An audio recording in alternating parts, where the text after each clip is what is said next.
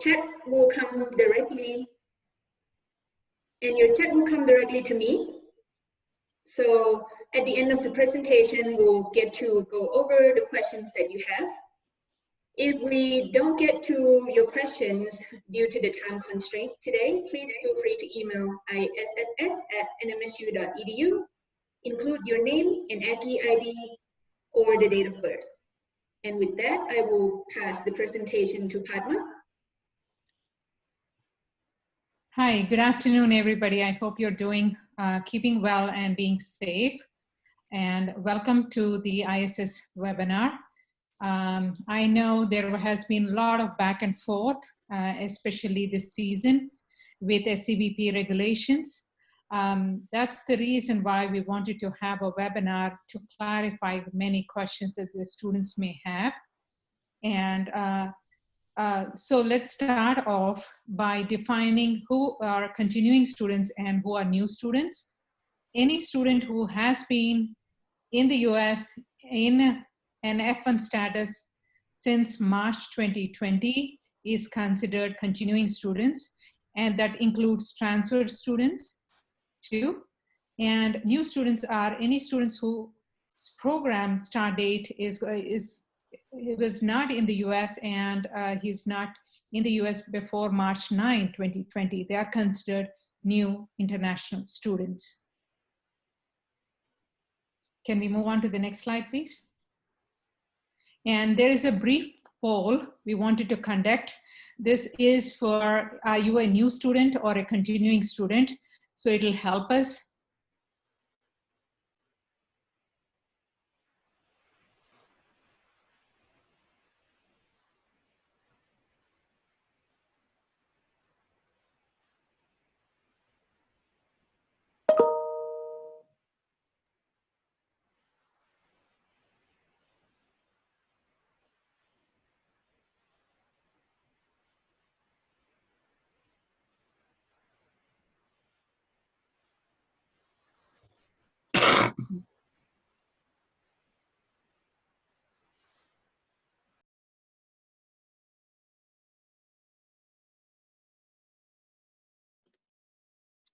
Okay, thank you for your poll.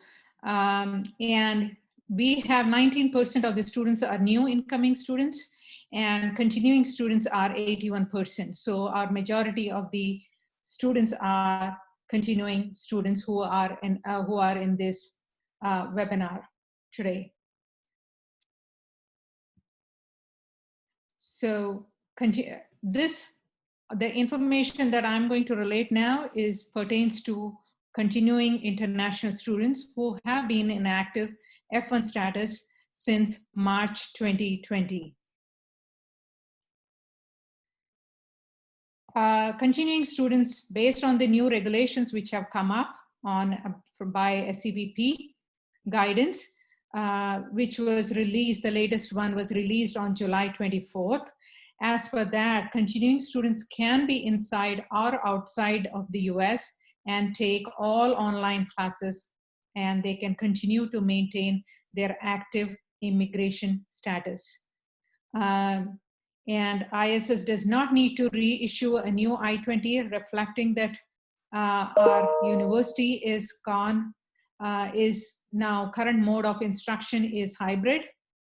But please make sure to maintain your immigration status and your F1 status by registering for a full course load, which is 12 credits for undergrad and 9 credits for graduate students. If you are in your final semester and if you are graduating this fall semester, please email me after August 19th, but no later than August 25th.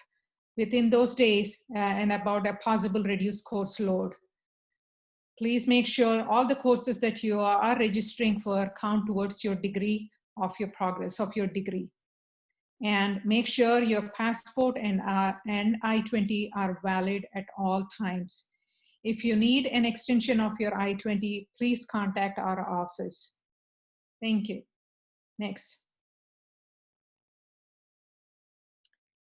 If you are in the US, health insurance is mandatory, and And we will add the charges sometime in the middle of beginning of September first week or second week. But you will be covered for insurance from August 1st to December 31st.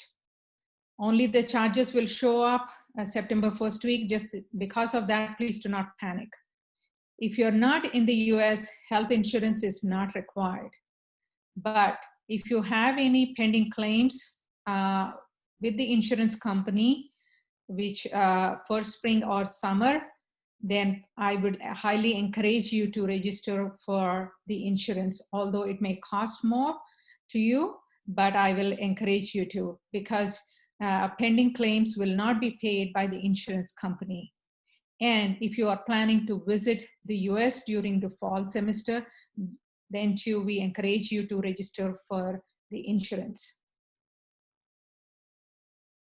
Next. Now, the information that we are going to read out is about new international students. New international students, can we move on to the next? Can maintain their F1 status if they are in the US. We strongly encourage you to register for at least one hybrid class. Please talk to your academic advisors. You must be enrolled in a full course load. And the full course load is 12 credits for undergrad and 9 credits for graduate students. If you are outside of the US, you can take all online courses and you will not have an I-20 for fall 2020. Even if you have an I-20 for fall 2020 and taking all online classes outside the US, your I-20 will be canceled. When you decide to come back to NMSU to take classes in person, please contact us and we will help you with getting a new I-20. If you are unable to take online classes or come to US, then you'll please consider deferring your admission to spring 2021. If you're considering deferring your admission to spring 2021, please defer it before August 17th. Next. Health insurance for new international students. All international students must have insurance, and this is true for new international students too. If you are in the US and taking courses during fall semester in the US, then health insurance is mandatory. If you're not in the US during fall 2020, insurance is not required and we will not post charges. If you see any charges wrongly posted, please let us know by August 25th. By September 15th. If you don't let us know, then we will not be able to reimburse you the charges. Next.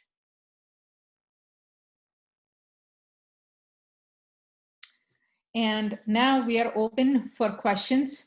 If you have any questions, please type in to the chat and we will be able to help you answer them.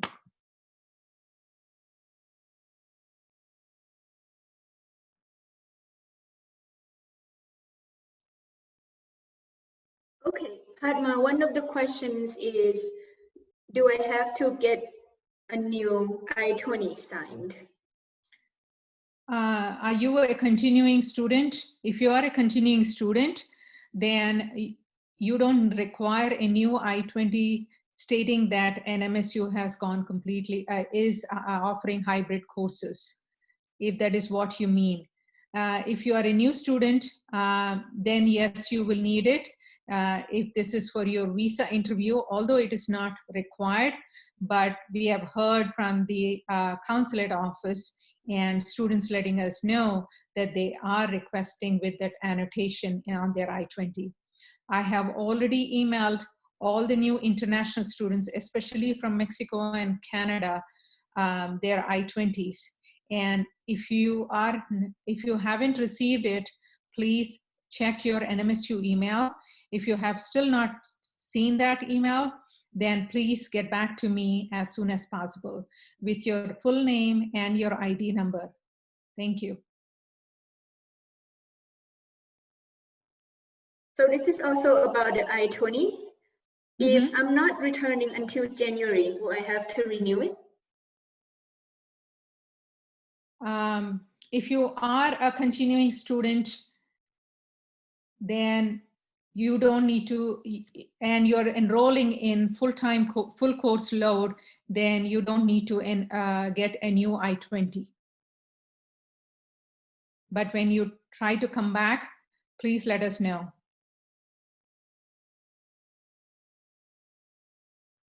And how long does the signature last on the I-20?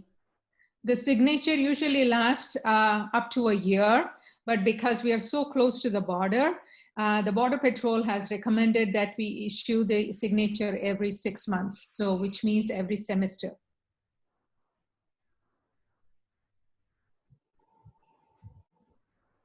Okay, and then this question is from our continuing graduate student who is inside the US right now.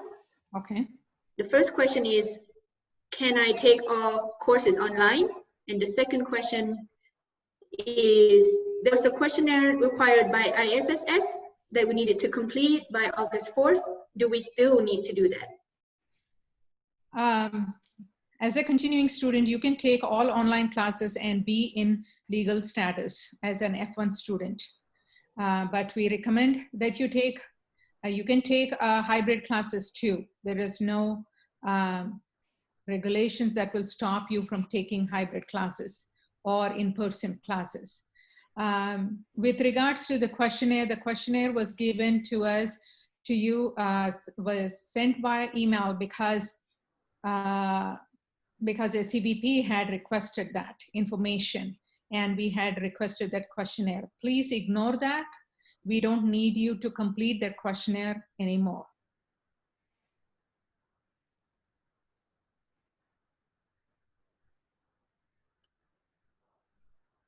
Okay, this question said, as you said, international students that are not in the US are not required to get insurance.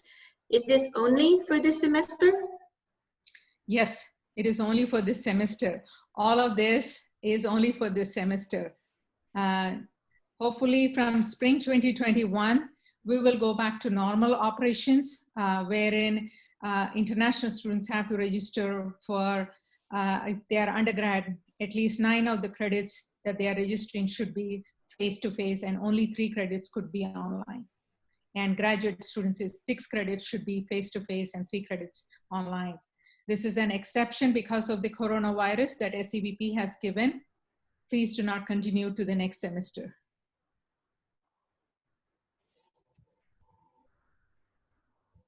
Okay, going back to the I-20, Yes.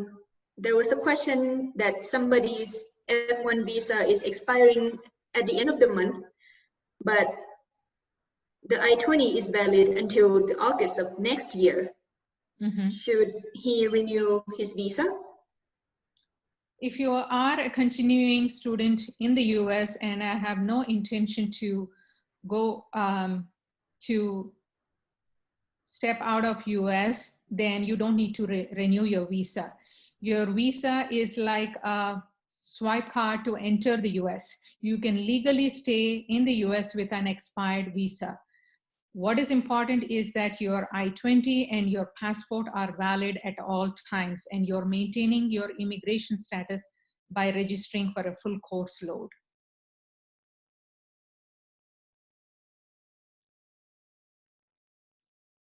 Another question from a continuing student. Yes. She got her new I-20 at the end of July. Does it work the same as her I-20? Yes, it will work. And how can they update their signature on the I-20? Right now, because of the coronavirus, SCBP has let us know that we could issue an I-20 in an email format. This is only for this semester, and we can also travel endorse you. If you need any travel endorsement, please get in touch with our office and we will be able to help you. Please always use your NMSU email. Give us your full name and your ID number so we are able to help you. Okay, the next question is from a new graduate student who is currently in Las Cruces, but they're from South America. Do they need a new I-20? If they're already in the US, then they don't need a new I-20.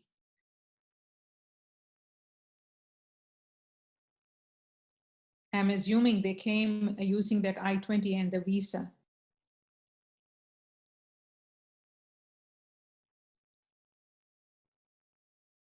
Okay.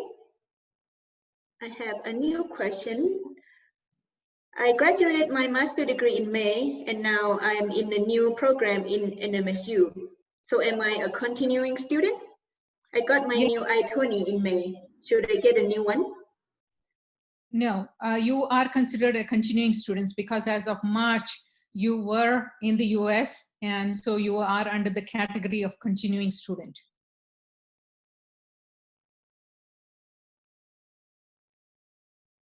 Okay, this question is about CPT, so Diane, feel free to jump in. Oh, no, it's me. Oh, okay. So this is from actually an NMSU program coordinator who has an international student transferring into his program this fall. And the student will need a CPT so that she can enter field immediately upon beginning the program. Are there any challenges around this given the current context? So is the student going to start a new program at NMSU? If the student is going to start a new program at NMSU, then usually they require to be in, we start off and to qualify for CPT, they have to be for at least enrolled in one academic year. But I understand there are certain programs which require CPT and it should be part of their curriculum. If they can submit proof of the curriculum requirement and complete the CPT form by the academic advisor, then we can look into it and approve it.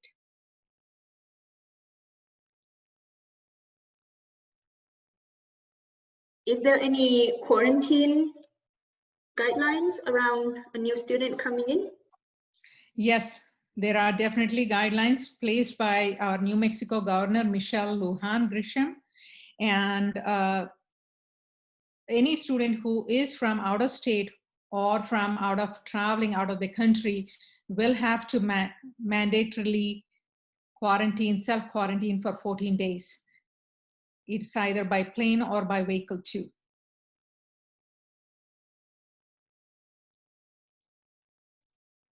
Can you explain what is a hybrid course?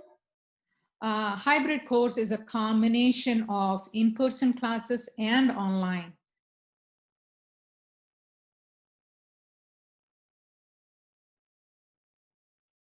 Okay, this question is about applying for a scholarship.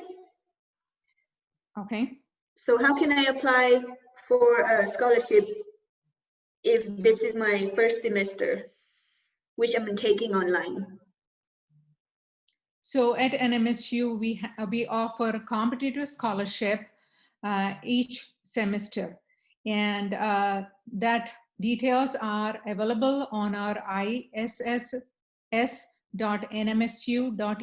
website. And you can find the scholarship information in there. But right now for fall 2020, we have awarded all the scholarships available to us. Unfortunately, there are no more available. They can try next semester.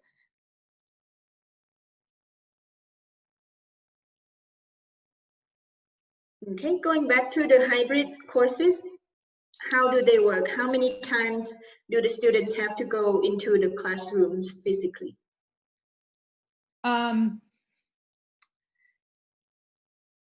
Hybrid courses are, there is no uniformity, there is no percentage of how many in-person classes will be there. It depends from program to program to class. So I cannot give you a specific answer. It is best you talk to your academic advisor and they will be able to probably give you more information. I unfortunately do not have an answer for that.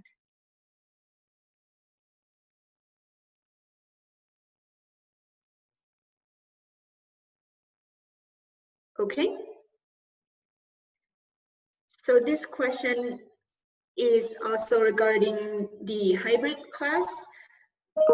So how can somebody maintain an F1 status? How many hybrid classes or online classes do they have to take? To maintain their F1 status as a new international student, they have to register for at least one hybrid class. For undergraduate, it is 12 credits, and for graduate students, it is 9 credits. And of them, at least one of them should be hybrid classes.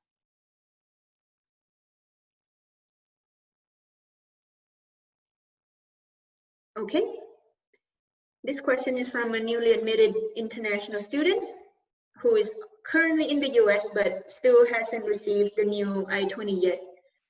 So how would they be able to get the new I-20 from an NMSU? And they also have already transferred the service to an NMSU. Oh, perfect.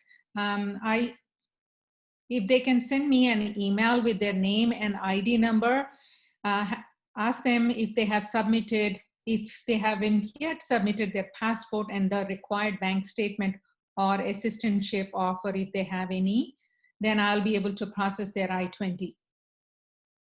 It usually takes about 2 business days for me to process an I-20. And because of the new regulations from SCBP, we are able to email a copy of their I-20.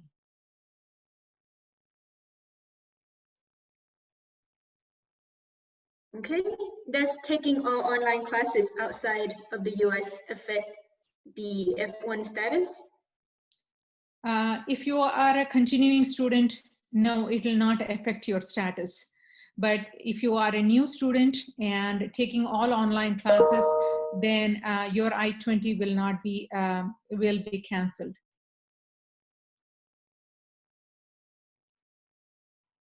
Has tuition gone up for international students? There was a nominal increase over the summer. I am not exactly sure about the percentage. I think something around 3% or 1%, I'm not sure. 3% is what I think. And that was across the board. That wasn't just international students. That was a 3% increase across the board. Thank you, Matthew. Sure.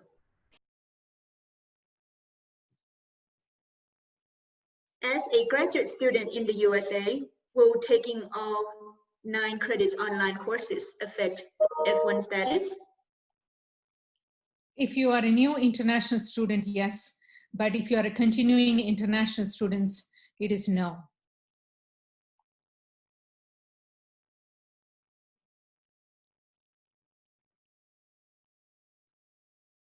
Okay, the next question, are we required to fill out the questionnaire sent to us during the summer and include city of birth and date of birth? Are these fields mandatory now in service, or is it just an option available to schools to add this information? SCBP, USCIS and SCBP have said that they wanted additional information if we want to make any amendments to the student's I-20 or issuing an I-20. And if you want an extension of an I-20, or if you need to access your service record, then the city of birth is mandatory. And it is necessary to include your city of birth at all times. Yes, it is now mandatory.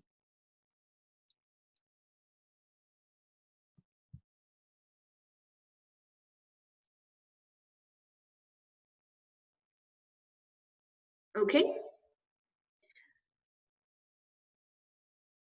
Next question is about an employment authorization card, or the EAD. Okay. So the visa is going to expire on very soon, in a few weeks. How could they set up an appointment to meet with you, Padma? They can send me an email and request for an appointment. Because of the coronavirus, we are all working remotely and there are no walk-ins. That's why we are asking for an appointment. And if this employment authorization is regarding an OPT or STEM OPT, then they should contact Diane Gobrick. There has been some changes in our office. Right now, Diane Gobrick is helping students with their OPT and STEM OPT. So if it is regarding OPT, then please contact Diane Gobrick.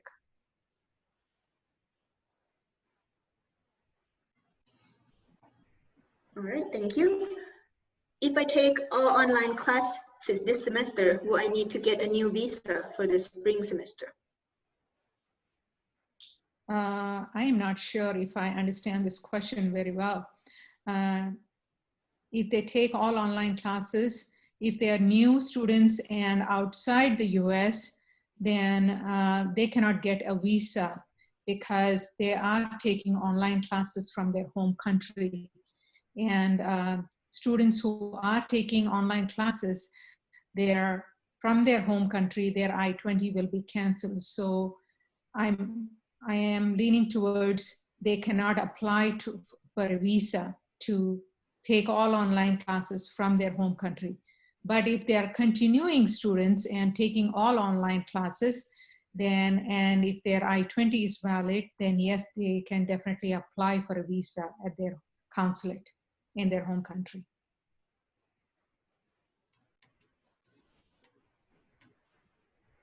Thank you. The next question is about insurance. Will the insurance fee also increase? Will it also cover flu vaccine or COVID vaccine when available? This is a very hypothetical question. First of all, there is an increase in insurance charges. Yes, previously it was $110 per month. Now it is $130 per month. So, and for fall, it is effective from August 1st to December 31st. And currently, COVID is I mean, you can go to Aggie Health and Wellness if you have any symptoms and they're able to help you. And the insurance covers any emergency or in-hospitalization like any other medical conditions you may have. And with regards to vaccination, it is not yet approved. So I don't know when it will get approved, and there should be a clinical trials. I am not sure. So I'm not sure about that question. Probably that should be best answered by Aggie Health and Wellness when it comes up.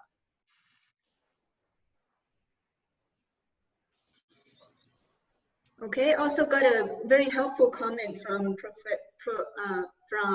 Professor Brown, who said that if anybody has questions about hybrid classes and how many times you need to attend class, please contact your instructor, and their instructor will directly work with them and communicate what the hybrid class will look like. So thank you for that comment. Thank you, Dr. Brown. Okay. This question is about the Descubre scholarship. Is it still available for Mexican students for fall 2020? Yes. Descubre students, they are still able to get the Descubre tuition rate, but they have to enroll in 15 credits to qualify for the scholarship. Anybody who has a scholarship, either competitive scholarship or Descubre, they have to register for 15 credits. And it is not necessary that you register for all online classes or all hybrid or any of those regulations. If you are in your home country and registered for 15 credits as a Mexican citizen, you will still be able to get the Descubre rate. And first, the charges posted will be out of state. And in September first week is when it'll adjust to discovery rate.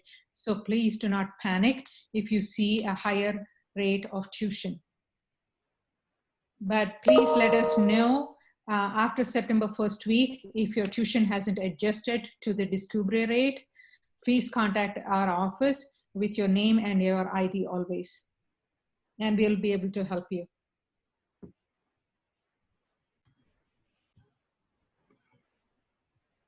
Okay, continuing with the scholarship theme, this one Dr. Esquivel might be able to help. As a graduate student entering my second year, what scholarships can I apply for?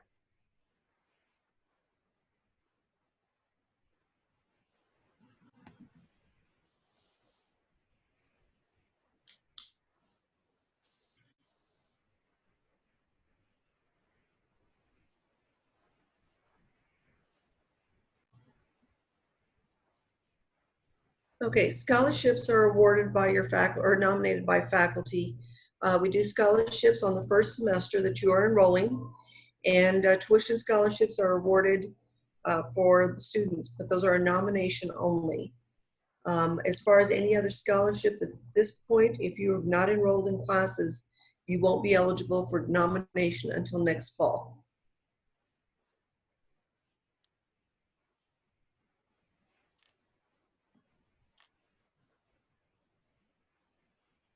Okay, thank you.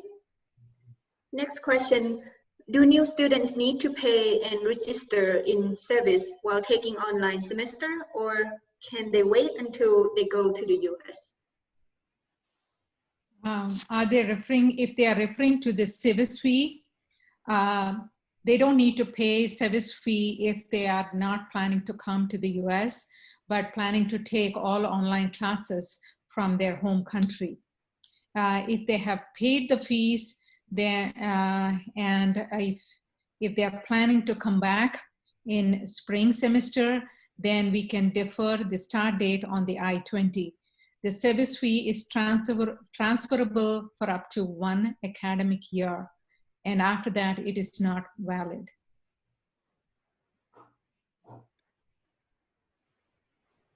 Okay.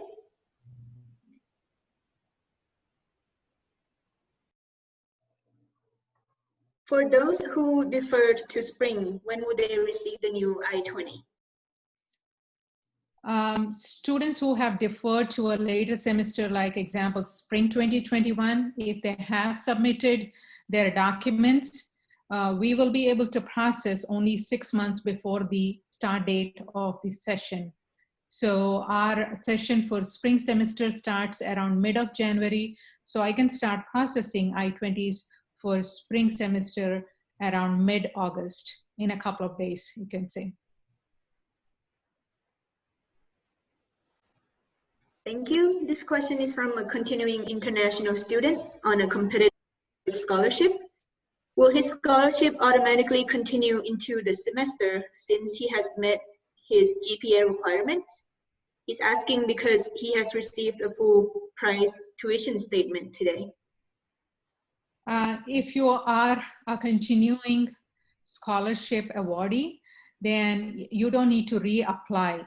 UAR posts out-of-state tuition rates for all students, and after the add drop period, adjusts their tuition rates to in-state or whatever rate is applicable to you. So please do not panic. Please wait until September first week or so. And if your tuition rate does not adjust to in-state, please contact me with your name and your ID number, and I'll be able to help you.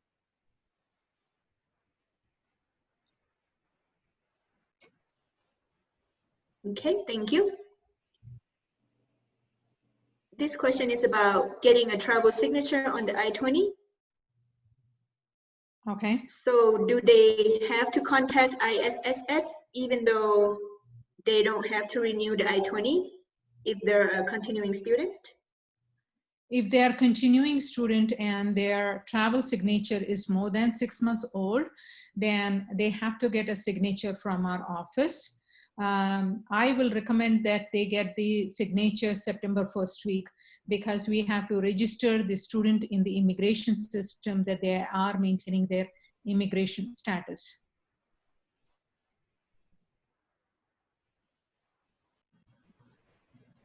Thank you.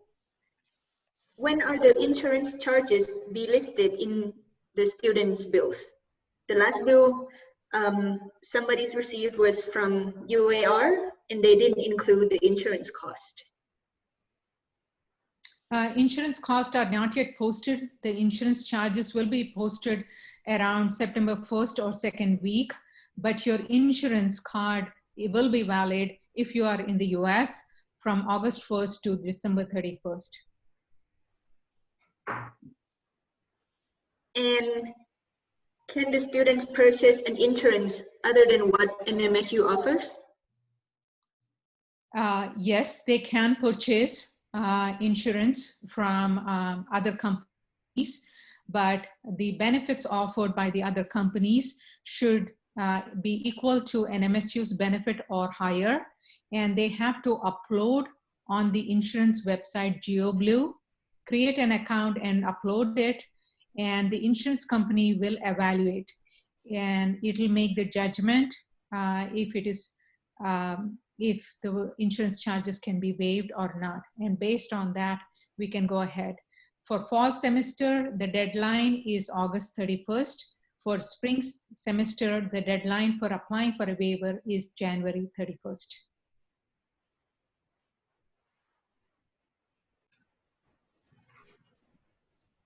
Okay, the next question is from our undergraduate student. He's asking if he can travel to Mexico for doctor appointments as long as he has 3 out of 12 credits in the hybrid format. Because of the coronavirus, we are not recommending travel. This is even during over the Thanksgiving holidays, we are not recommending any travel because of that.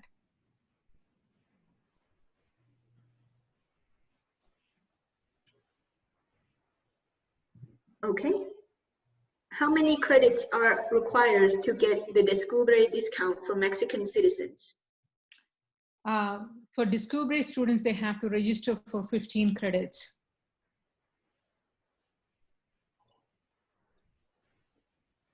So just to confirm, they have to register 15, not 12 credits, which is required to maintain the F1 status? Yes, 12 credits is required to maintain their F1 status. To qualify for Descubre, they have to register for 15 credits. And the one point that I missed out the last time is that if a student is traveling to Mexico, then they have to self-quarantine for 14 days. Please keep that into mind when you're traveling out of state.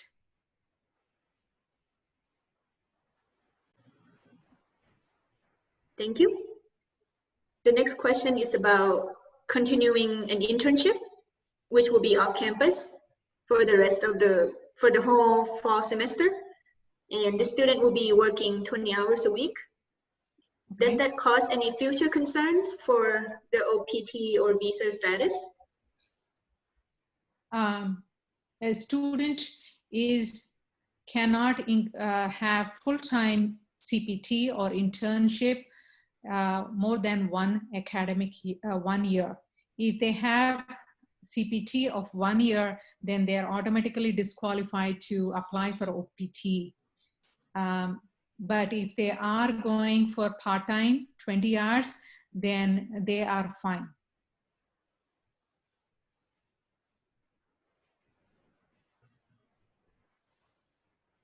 Okay. This question is from a continuing student who's taking all online classes outside of the US. Will they need to get a new student visa for the spring semester? If they are new students, then their I-20 for fall, if they already have an I-20 for fall, will be canceled because they are pursuing their education from outside the US. So they will not be able to apply for a visa using that I-20. But if they are continuing students and maintaining their F1 status, then they are eligible to apply for a visa renewal.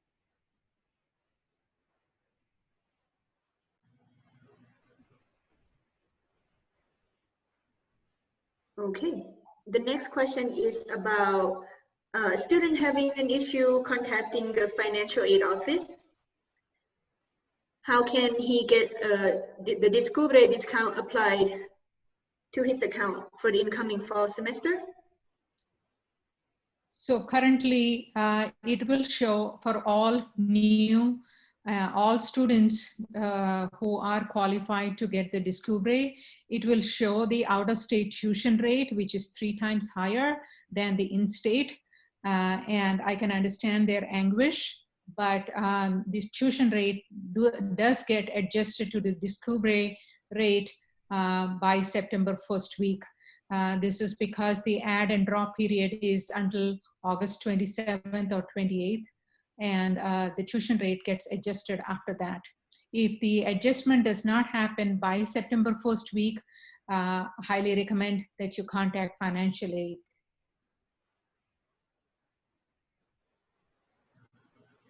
All right, thank you. This question is from a new graduate international student. Is he supposed to take at least one hybrid class, but all other classes could be online? Is it okay to have it showed up as web? So as a new international graduate student, he or she should register for at least one hybrid class, and the rest can be online.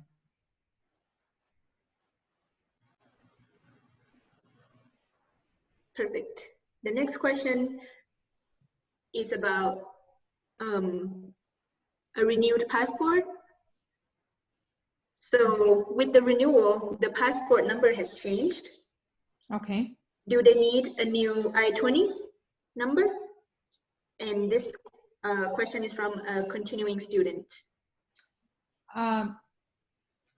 In your I-20, we don't input your passport number. So if you, anytime a student has a renewal of their passport, the number always changes. You can email us a copy of your passport for our records, but it will not, you will not need a new I-20 because of a new passport number.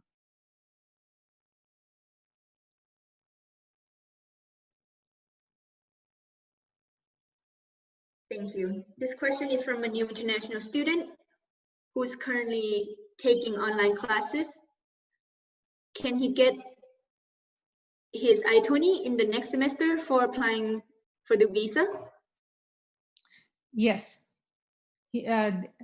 Students who are taking currently online, new students from outside the US can apply for a new I-20 for spring 2021 semester. And once they get a visa, they're eligible to enter the US 1 month before classes begin. Thank you. I have a comment from Seth Miner, who is our director of the undergraduate admissions.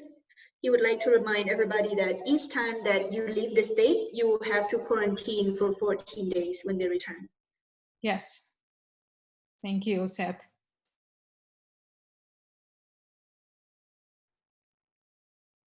All right.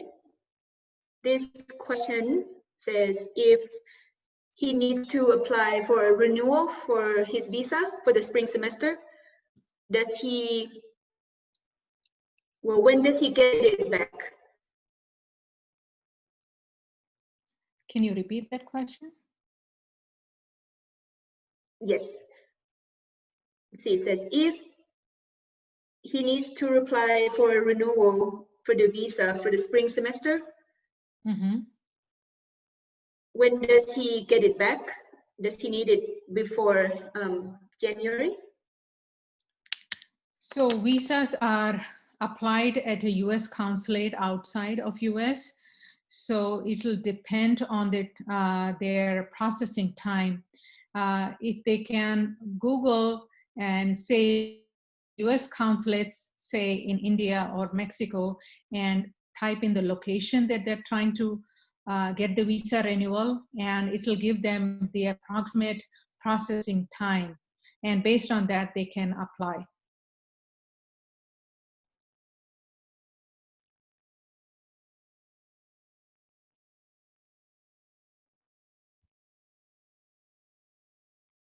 Okay. So if he returns in January, is the I-20 still valid? If they are continuing students and they have been maintaining their active status by enrolling in full course load, then yes, their I-20 will still be valid.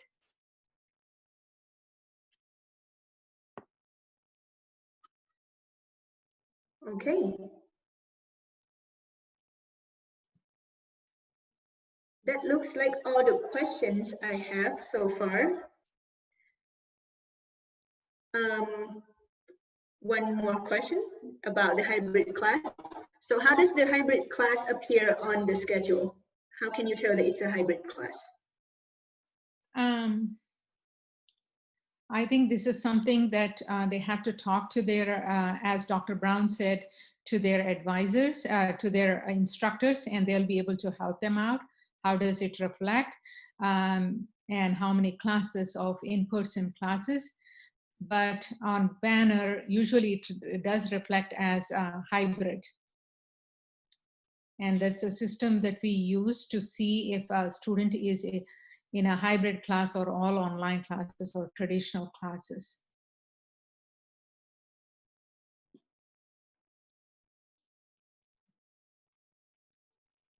And the hybrid classes are listed as, quote, online with required in-person meetings. It's just a reminder.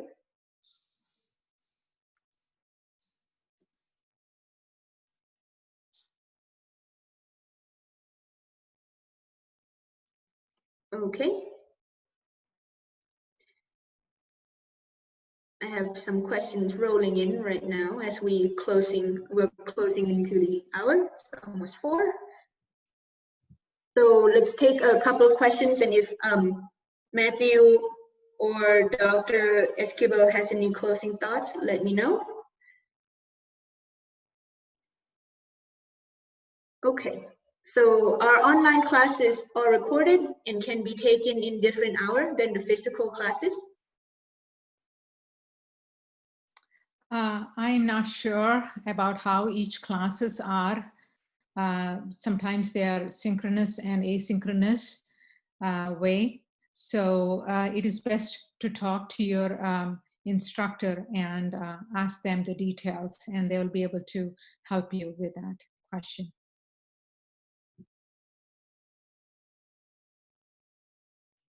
Okay, last question of the day.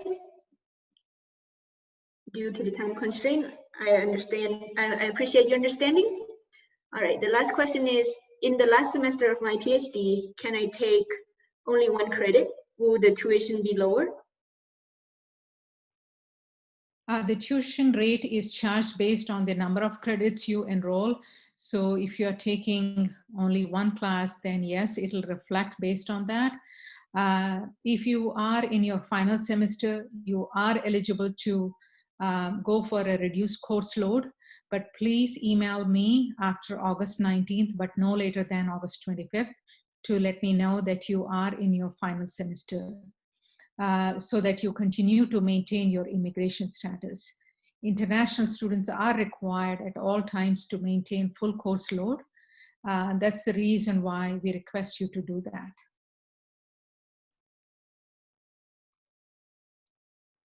All right, thank you, Padma, for all of the answers. You have been super helpful today. Do you have any closing thoughts? Yes, I do. I wish all my international students a very safe and healthy fall 2020. Please contact us if you have any questions by sending us an email. Yes, we are overloaded and overwhelmed by the number of emails that we are getting getting, but at the same time, we are trying to help. Response time might take a day or so, but we will definitely reach out to you.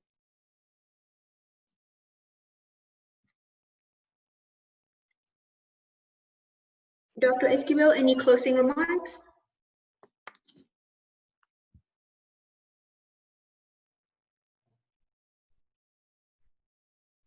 Graduate School looks forward to seeing our students in the future. But if you need anything or have concerns regarding your registration, your course loads, items of who is your advisor, please send me an email. And as Padma said, emails are overloaded right now. It does take us about 48 hours to respond, but any email can be sent to gradinfo@nmsu.edu.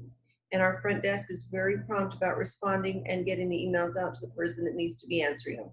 We wish you at our orientation that will take place on August 19th. You will be receiving information about that shortly.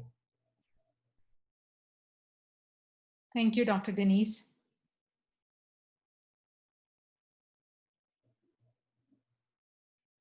Matthew, any closing remarks? Sure. I would like to echo what Padma says about wishing our new international students safe travels. If you're traveling to the U.S. to attend on campus, safe travels, and just a safe and productive fall semester. If you're a new international student and you're traveling to the U.S., please be aware of travel restrictions. Please make sure you're traveling with your valid student visa, your Form I-20, and keep an eye out on your NMSU email for very important information regarding some documents that we will be sending to students that may need to be crossing the border. That will be going to your NMSU email address. So keep an eye out for that. And be aware of the 14-day state-mandated quarantine. This is a state-mandated quarantine for all out-of-state visitors coming to New Mexico. They must quarantine for 14 days. Again, keep an eye out on your NMSU email for important updates. And I look forward to seeing you on campus this fall. Thank you. Thank you, Matthew. All right, so this concludes our webinar today. I have saved the chat questions and I will be coming up with the FAQs from the chat, and also this session is recorded. I will share more information about how to access the recording of this session. We're planning to upload it to our website, but in the meantime, if you have any questions, please don't hesitate to email us at isss@nmsu.edu. And I wish everybody a wonderful afternoon. Thank you so much for coming. Thank you, everybody. Thank you, BB, for helping us out. Thanks, everybody. Nice Thank job. you.